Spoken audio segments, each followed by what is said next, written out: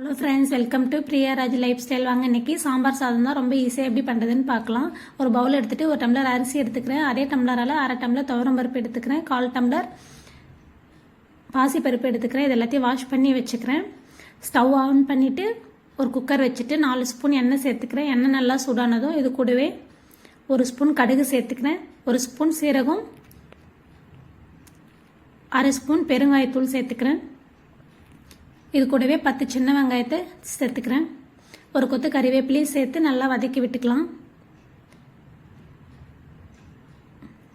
இது கூடவே நான் எங்கள் வீட்டில் இருக்கிற காய்கறியை சேர்த்துக்கிறேன். நீங்கள் உங்ககிட்ட என்ன காய்கறி இருக்கோ அதை சேர்த்துக்குங்க.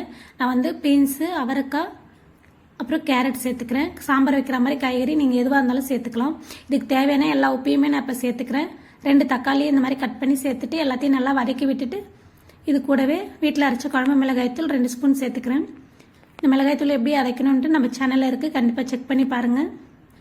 மிளகாய்த்தூள் சேர்த்துட்டு 1 நிமிஷம் கலந்து விட்டுட்டு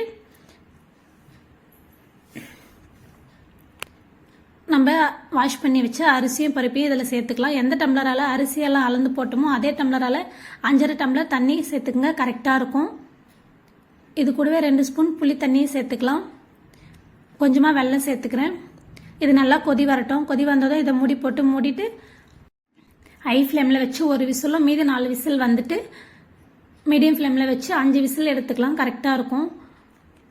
பாருங்கள், சூப்பராக வெந்து வந்துருச்சு. நமக்கு அடியும் பிடிக்கல.